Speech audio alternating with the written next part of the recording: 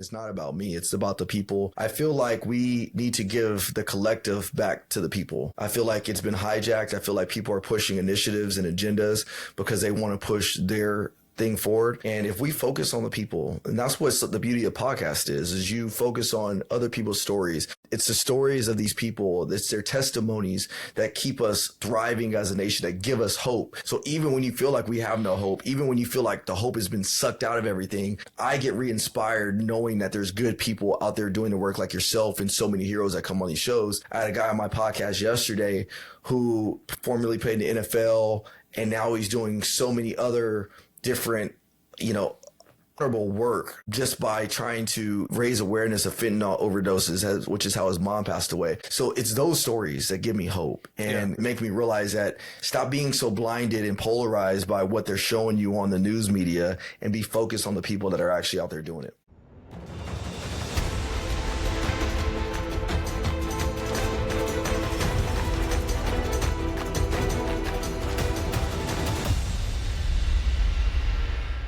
Hey everybody, welcome back to the next episode of Game of Crimes, and you know where I am. I'm out in Southern California doing a catch-up with a bunch of old friends. You know, it's one of my favorite things to do every year. I think this is my 7th or 8th year. And like I do in the past several years, when I'm out here, I've tried to find guests that we've had on the show before. And I've now, I guess we've had so many people on the show, this is like a treasure trove. I could probably do a whole month's worth of interviews just on the studs and studettes that have been on Game of Crimes before. And today's no different. You might remember today's guest as, or this actual portion of today's episode as the dancing cop from Chino. I mean, I love that title. And it's funny because anywhere I go, I'll mention your name. And we're talking to Ryan Tillman, everybody, by the way. Ryan, welcome back, brother. Thanks again, Murph. Appreciate you, man. But I'll say, Ryan Tillman, they'll go, yeah. They're kind of, I'm like, the dancing cop from Chino. Oh, everybody knows that guy. And now I say, and he's running for governor. Because if y'all remember, when Ryan was on here, he was on episode 189, which posted back in late March of this year. He gave us an exclusive on the Game of Crimes. He announced that he was running for the governor of California. Now, that's a first on Game of Crimes anyway. So, and your campaign's still moving right along, right? Man, it is. And I got in trouble by Mel, by the way, because Mel was like, how did Murph get the exclusive about you running for governor for me? So, but yes, man, campaign is going very, very well. And it's kind of surreal too, because when I first talked about running for governor, I was telling people there would be days where you're on this roller coaster like, oh, it feels great. And then there'll be other days when you know the mountain that you have to climb.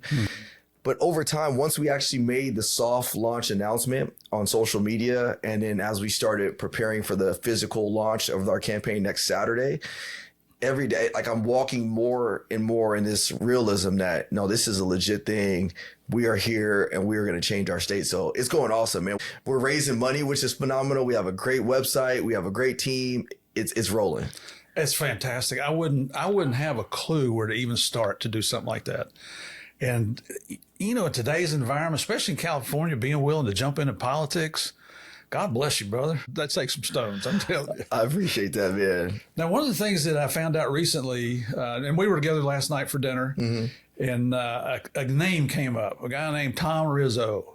Yes, sir. What I found out, and we may have reported this one during your first interview, but what did you do in 2024 with Tom?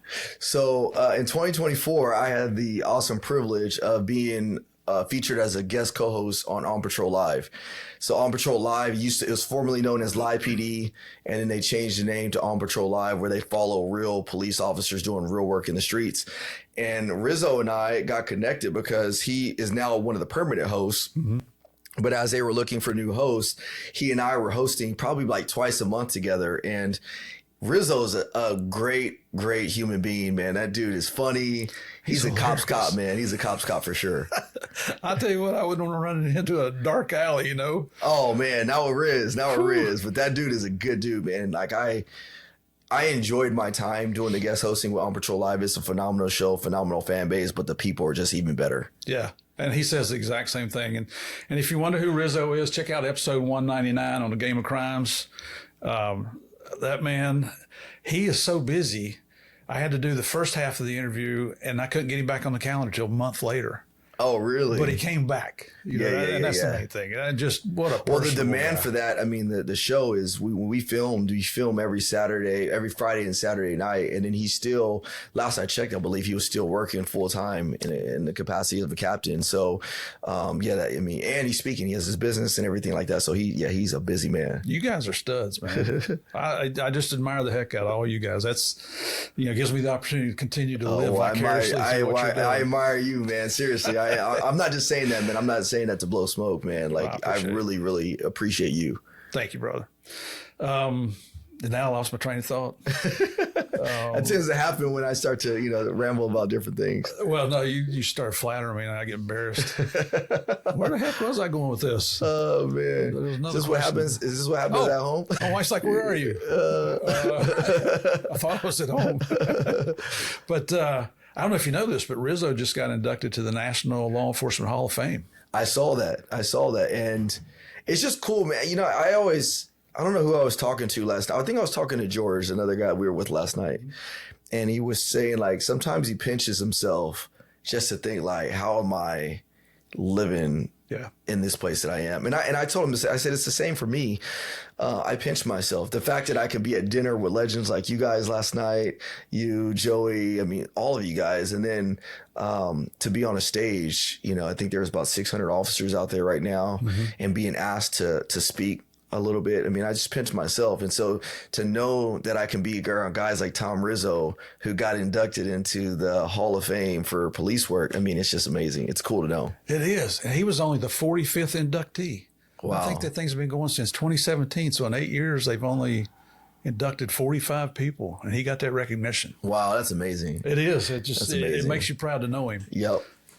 So since our last interview, I mean, obviously you're running for governor now, but what's new in Ryan Tillman's world? I know that's keeping you busy running for office, but you're still working full time as a cop. So no, I'm not full time as a cop. I've been part time as a police officer, but I still do I have to go get my quarterly training.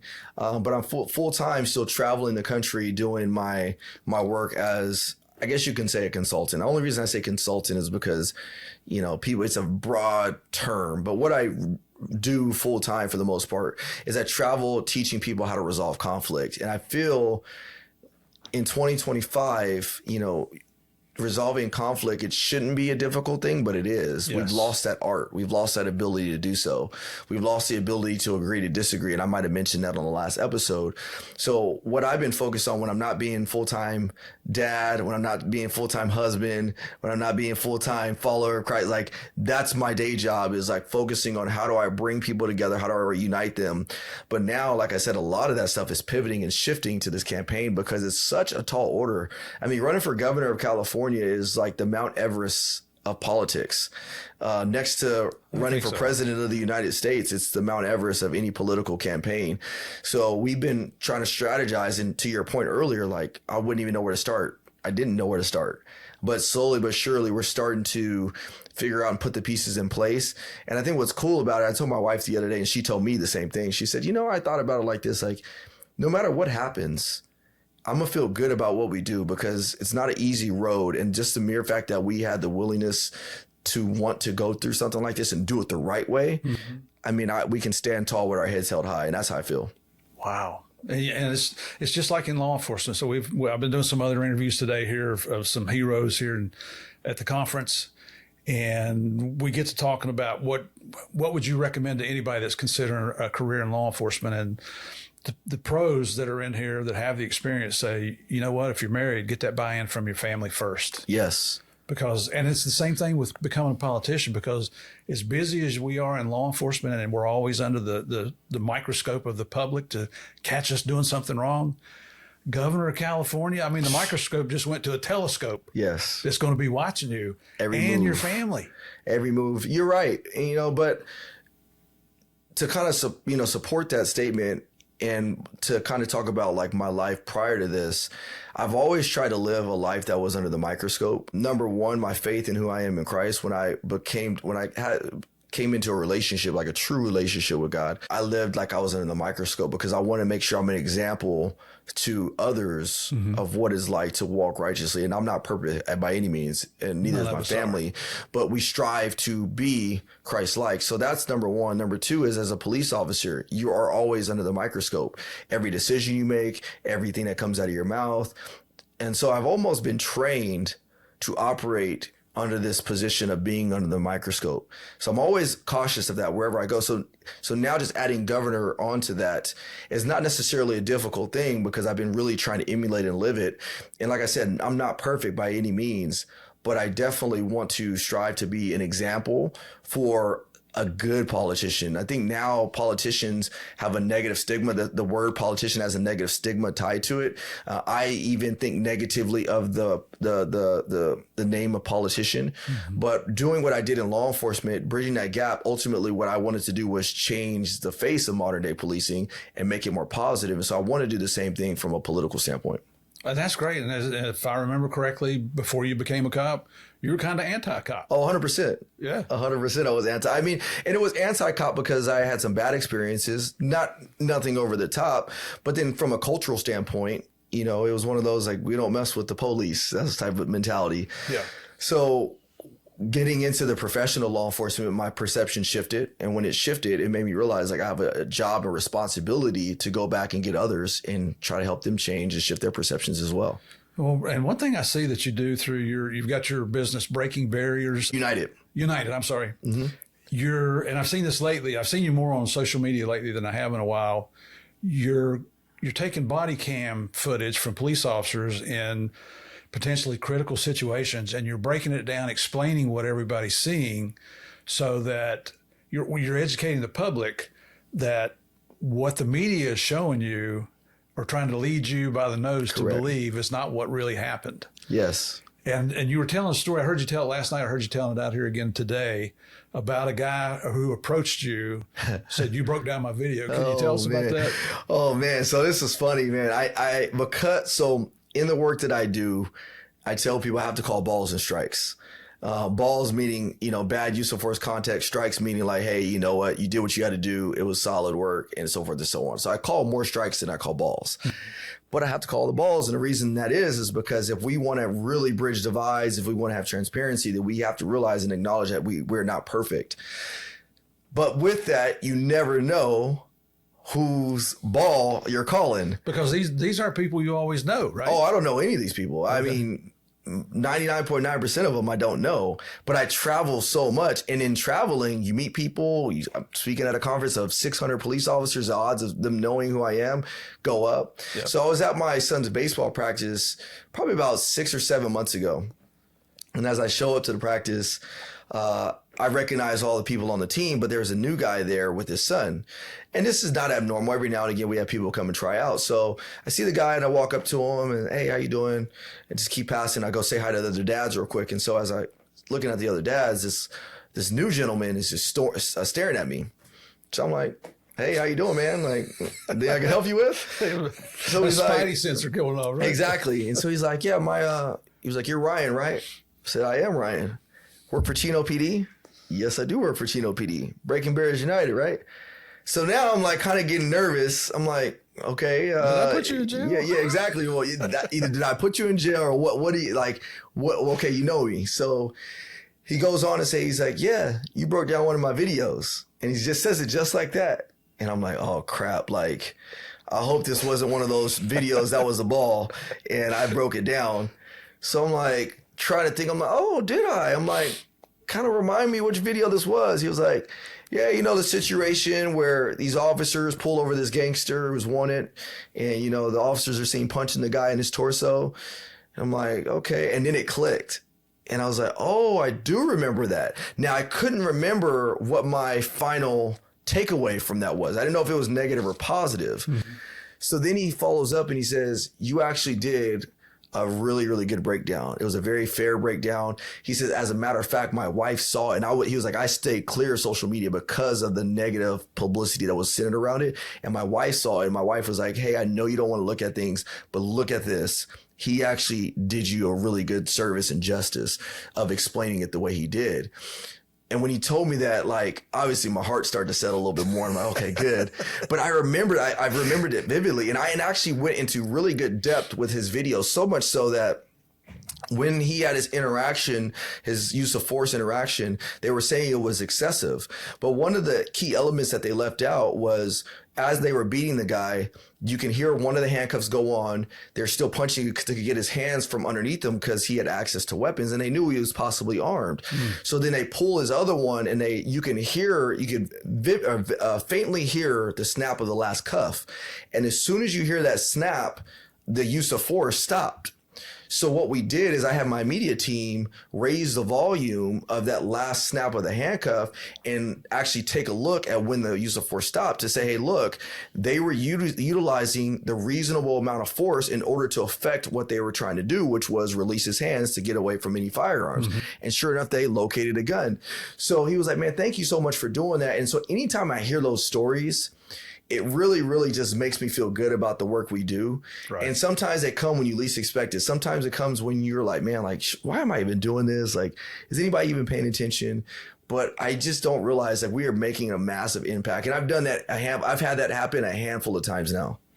You know, it's a little bit like that with just running a podcast, this, true crime podcast, Game of Crimes, because I see the analytics. And I got a good idea of the numbers and all that and the demographics and everything that goes along with it. But you just wonder, are people really listening? And then I live in Orlando. I come to California and the guys are coming up saying, hey, I love that interview you did with so-and-so, or you brought this story up. And let me tell you a funny story from where I am. And you start to realize that people actually are listening. And I really haven't figured out why you'd want to hear this redneck hillbilly talking on a podcast. But what it is I'm bringing some true heroes on here. It's not about Murph at all. It's about, and that's the whole purpose of Game of Crime, is to portray law enforcement in the true light that should be spoken about them, to consider the dedication, the perseverance, the bravery required, the sacrifice, not only of you as the police officer, but the sacrifice your family makes as well. I call them the unsung heroes, because you and I go out, we go have fun doing what we think is the most exciting job in the world, risking our lives. We may leave our family stranded, to put up. I mean, we may get killed in the line of duty. I don't worry about that anymore. But, yeah. But you know what I'm talking about.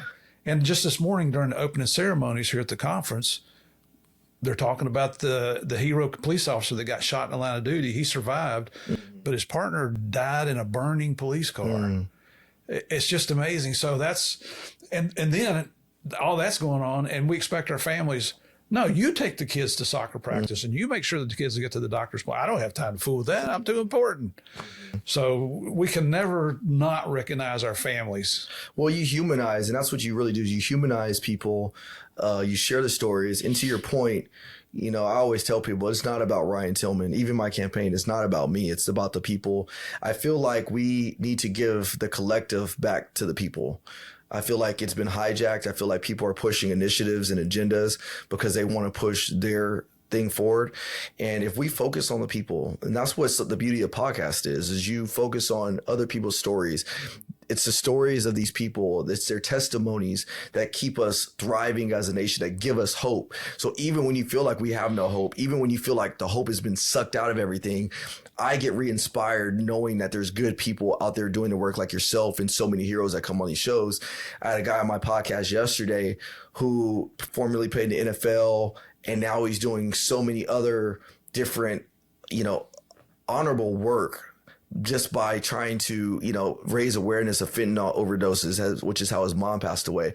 So it's those stories that give me hope and make me realize that stop being so blinded and polarized by what they're showing you on the news media and be focused on the people that are actually out there doing it. Right. You can never lose hope.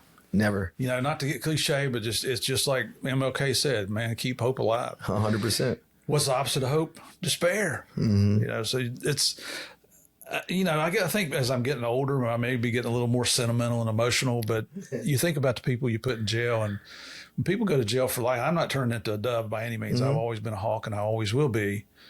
But if you've been sentenced to prison for life with no chance of parole, how do you keep hope alive? I mean, talk about a philosophical question. Well, no, it is. And I think that's where your identity comes into play, is like, what's your identity? And that's where my spirituality comes into play. Yes. Is if I allowed my identity to be based in something from this earth, meaning, a title in a police department, a badge, a position in a company, those things are fleeting because you're not always going to have that. But what you will always have is your identity and who you are in Christ. And so I think for me, that's where it really comes into play. And to your point with the inmates, me and my buddy Steven, my chief of staff over here, one of my good friends, we visited San Quentin prison about 2 months ago, and we met some 24-year-olds that have 15-year to life sentences. And as we were conversing, I mean, they were just normal guys, like, meaning like we were having a good conversation. Like I wasn't thinking about what they did. They weren't thinking about who I was. And I realized, like, when they did their crimes, obviously they probably were not in their best state of mind, whether they were using drugs, whatever they were doing. And now that they have been removed and separated from that, you get to see the actual person, the little boy or whatever it may be. And it really did something for me to realize that. And the other part about it is, like, they were like taking notes of everything I was saying and trying to find ways to reinvigorate who they were and who their identity was. And I was just thinking, like, man, that's got to be hard to know, like, you may not even get out. So for them, their hope was still trying to make themselves still a better quality person, even with the chances of you may not even getting out of this prison. Yeah. Yeah. Better yourself. We had a little conversation last night at dinner about the Menendez brothers out here. And that, for me, that's just I've done a couple episodes on my Patreon channel about that. Just, it's amazing what's going on. Oh, yeah, it is. Which I gotta be honest with you, being from the East Coast, everybody I talk to looks at California like, what the heck is going on out there? Why are they so different? Why is California, and I mean, you can actually throw Washington and Oregon. Why is the West Coast so different from the rest of the country? And then you read an article. I read an article lately just that said the only people moving into California are immigrants. That, American-born people are moving out of California because the tax base is too high. The permissiveness that's allowed to go on with criminals. You know better than I do how the Mexican mafia in prison is playing government officials. Yes, especially on the parole board. They've enlisted their help unknowingly. They're unwitting to it to help them further their criminal activities from prison. Yes. How can they be so blind? And so when I see people like you, we talked to Chad Bianco earlier today. I see you guys have a law enforcement background. You understand wholeheartedly what's going on here in California. So having said all that, I guess my question is, what is it? And I'm not going politics here because I'm not a voter in California, but I'm just curious, how would you improve California? How would you bring it back? I don't know, maybe to what the rest of the country might consider normal? That's a great question. So number one is we have to acknowledge that we've allowed the vocal minority to overshadow the silent majority. That's how we've gotten into this situation. And they did it almost like putting a frog in a boiling hot water. Like you put them in a cool pot of water. We've all heard the analogy. And you slowly start to turn up the temperature until basically they end up dying.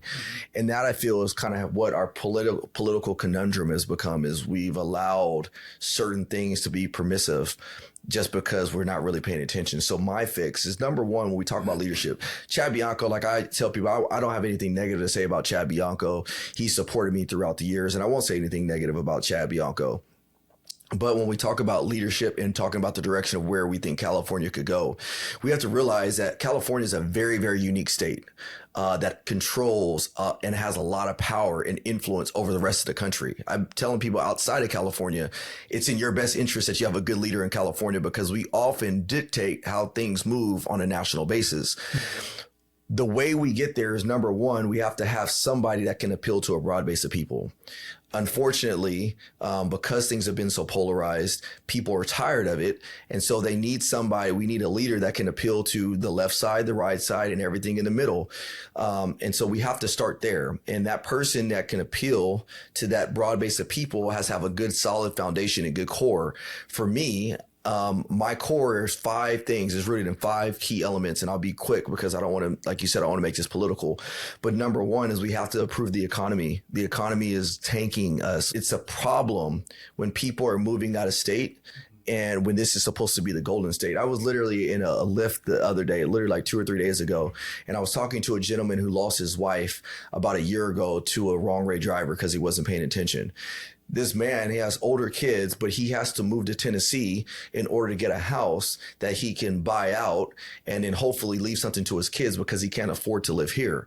Wow. So, and he has nothing left other than his businesses. So that's a problem. So we got to fix the economy. We have to be able to create new revenue streams for our state. We have to be able to think outside the box and cut a lot of red tape. The second thing we have to do, you mentioned it earlier, is we got to be tough on crime. Like, I am a firm believer in being tough on crime. I was related to when I was younger, like I would be afraid of my dad if I did something because I knew if I got in trouble, I knew what was coming. I knew a whooping was coming. Oh, yeah. And so if I got a whooping, you better believe I was going to think twice from committing the same offense a second time. Yep. So we got to be tough on crime. Where we miss the mark is we fail to realize that there is a redemptive part of it, and we can redeem some of these people who have failed in their life. You know, none of us are perfect. And so if we create a sustainable system that does allow them, those that want to be redeemed, let's help them out so they don't become reoffenders. Then the third thing we have to do is we have to bring back a lot of power to the parents over their children's education. We have allowed the education system to become inundated with political and cultural sound talking points. And we need to get back to teaching math, teaching English, teaching science, and allowing your personal opinions based on culture to stay your personal opinions and not be put on these kids who are malleable. These kids, they're listening to people. And I'm not saying that it's overly wrong, but we just got to be more careful. So give the power back to the parents over the kids' education. Number 4 was we have to make sure that we start predicting a lot of these natural disasters from occurring. A good friend of mine named Gordon Graham, he has a company called Lexipol. And one of the things he always says is predictable is preventable. If we can predict the natural disasters that are occurring, we can prevent them. But unfortunately, we failed to do that in California. And so we have situations like the fire that burn our state down to the ground. So let's get ahead of it. We don't have a water problem. We have a water storage problem. So let's fix that. And then the last but not least, and this is probably one of the one I pride myself on the most, is the Family First Initiative. We incentivize government assistance. We incentivize abortion and all these other things. Why not incentivize the nuclear family to stay together? If the family stays together, it's already been proven the odds of your kids being incarcerated goes way down. If the family stays together, odds of your children being successful go way up. Currently in California, on average, it costs about $107,000 per incarcerated individual in our state. We have over 90,000 inmates in our state. So we created marital benchmarks where you've been married 10, 15, 20 years, and we can lower your taxes based on you guys focusing on your family. Then not only will we see incarceration go down, but we're also going to see the quality of life go up for our people. So I think by putting plans in place, the people in place that can execute that out, I think we'll start to see a tide turn. Wow. That's a lot of forward thinking there. Very out of the box, man. I've been a very out of the box thinker my whole entire life. And so it's not going to stop now. Excellent. Excellent. Is just a couple more questions before we finish up here, but your family's on board with this? I wouldn't be doing it if my family wasn't. Yeah. My kids are so funny, man. My kids are number one, my wife is a beautiful soul, and she's been my right hand partner in crime in everything I do. And so I wouldn't have even said yes to this if she didn't say yes. Yeah. And my kids, they're at that age where this is fun and cool now. I mean, they always geek out when people recognize dad when I'm out and about. But, my middle son, he couldn't wait for us to announce this. Like, he was like, Dad, so we can announce it? Like, I can announce it now? I can tell people? I'm like, yes, and you can tell people. So then I go to pick him up from school that day. He's like, Dad, so, man, told everybody you're running for governor. He's like, like concerts when they put like the people on their shoulders and then they like go throw them up and down because they're excited for him. That's what they did to me, Dad. They put me on their shoulders. They put me up and down. Like, yeah. And so like my kids are so excited about it. So, and for me, the biggest thing is like, I want my kids to know like you're literally capable of doing anything. Yeah. Don't limit yourself. Don't limit yourself at all. Mm-hmm. That's what, not to make it about me, but that's what I really enjoy about the fame of Narcos. And it's not about Murph. It's not about Javier. You ask people who Pablo Escobar is, everybody knows. Who's Steve Murphy? Who? Who's Javier Pena? I know who Steve Murphy is. Yeah, but you know what I'm saying? And, yeah. And the getting that excitement that you're willing to take that leap of faith, that you feel like you're being directed in that direction. It's easy to sit back and use rhetoric to say, God, open a door, I'll step through. But then when that door opens, what do you do? Correct. And I tell people, I say, look, I don't know what next year looks like. I don't know what tomorrow looks like, but I know that I have the opportunity to be obedient today. Yep. So as long as I'm obedient today, then God will take care of the rest. Brother, I love it. I love it. Anything else going on in your life that we need to know about since we interviewed you last? Because we did a pretty good interview last time. It was good, man. And thanks again. I told you, I've had people come over from your side to my side as far as like listening. So it's been awesome. I can't wait to have you on my podcast, the Ryan Tillman Show, where we host you here in California. But, other than that, man, this is my life in a summary. And the biggest thing I would ask people is just continue to follow our journey. If you're interested in what my political platform looks like, you can go to tillman26.com. Check us out. We actually have our launch party next Saturday, June 7th here in Southern California. So if you're just I don't know when this is going to be posted, probably going to be after it's all done, said and done. Probably. But just make sure you follow us on tillman26.com. But it's going to be a great story to see how it ends. However it ends, it's going to be great because we were obedient. Hey, and the fact that you've got the stones to step up and try.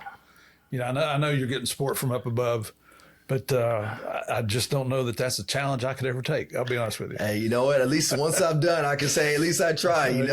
So, but you have the cojones that a lot of other people didn't have when you were doing your work with the narco stuff. So we all have our journey. What I always say is that, DEA didn't hire me because I was real smart. It's like Mikey. Give it to Mikey. He'll eat it. Give it to Murph. He'll do it.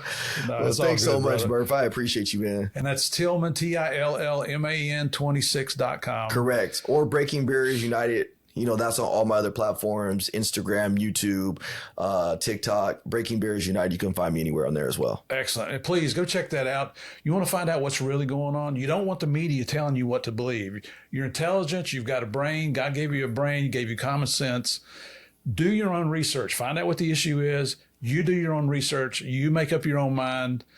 Don't let anybody tell you what to think. That's a hot point for me. Amen to that. And we push that on every speaking event we do. I bring that out to the attention of the audience. And that's what I'm asking you to do here. Check out that Breaking Barriers United. I started saying limited again. Sorry. I can see the U on my laptop here. And brother, thank you so much. Thank you so much, man. Can't wait to have you on my podcast, man. I'm looking forward to it. I'm wishing God's blessings on everything. Let this thing turn out the way He wants it to turn out. Thank you for your honesty. Everybody, thank you for coming back again to the Game of Crimes here.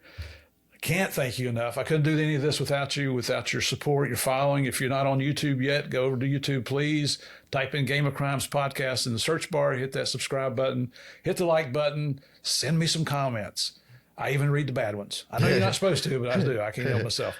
But the truth is, I know why you keep coming back, because you like playing the biggest, baddest, most dangerous game of all. And that's the Game of Crimes. God bless. God bless, brother. See you next time. God bless, Murph. Thanks. All right.